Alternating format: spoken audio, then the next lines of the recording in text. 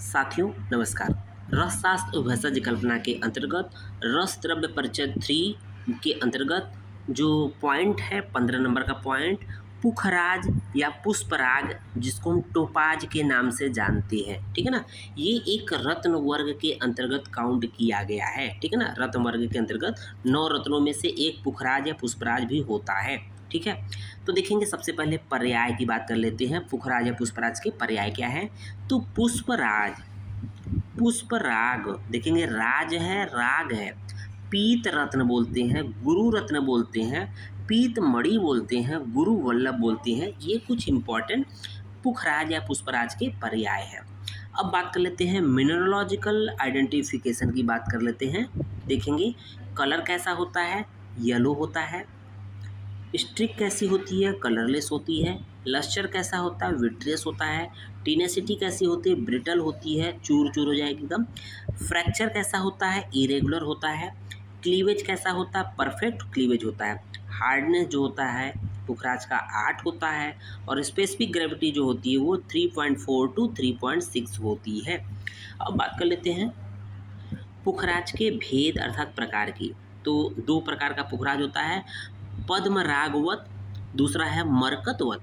देखेंगे ग्राह्य लक्षण पुष्पराज के क्या होते हैं कि जो पुष्पराग गुरु होता है अर्थात भारी होता है, स्निग्ध अर्थात चिकना होता है, स्वच्छ अर्थात बिल्कुल साफ सुथरा होता है, मोटा होता है, एक समान होता है, मृदु कोमल होता है, कनेर के पुष्प की आभा वाला तथा मसृण, इन 8 लक्षणों से युक्त जो पुखराज होता है, पुष्पराज होता है, वो श्रेष्ठ माना गया है। उसके बाद अग्राह्य पुष्पराज के लक्षण देखेंगे कि जो पुष्पराग चमक रहित हो, कर्कश हो, रुक्ष हो, पीला काला, ऊंचा नीचा, कपिस, कपिल तथा पांडु वर्ण का हो, वो पुखराज अग्राह्य होता है। उसके बाद देखेंगे पुखराज या पुष्पराज का शोधन कैसे करते हैं। तो बहुत आसान है। कुलत क्वात तथा क्वांजी, कुलत क्वात तथा कांजी को आपस में मिला लेंगे।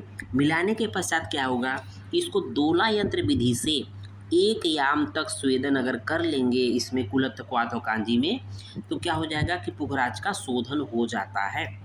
पुखराज का मारण देख लेते हैं। पुखराज को हर ताल, मनःशिला तथा गंधक के साथ लकुत स्वरस से पुट देने से श्वेत वर्ण की भस्म प्राप्त हो जाती है। ध्यान दीजिएगा, पुखराज का जो भस्म होता है श्वेत वर्ण का होता है, ठीक है। मात्रा कितनी होती है पुखराज की, 1/4 रत्ती से लेकर 1 रत्ती। 1/4 रत्ती का मतलब हो जाएगा 30 मिलीग्राम, और 1 रत्ती का मतलब 120 मिलीग्राम होता है। उसके बाद देखेंगे अनुपान क्या होता है, शहद होता है। पुखराज के प्रमुख योग कौन कौन से होते हैं, नवरत्न राज मृगांक रस, मणि परपटी, सर्वेश्वर परपटी, रत्न भागोत्तर रस और रत्न करंडक रस। ये कुछ इंपॉर्टेंट योग होते हैं पुखराज के। उम्मीद है वीडियो पसंद आया होगा। धन्यवाद।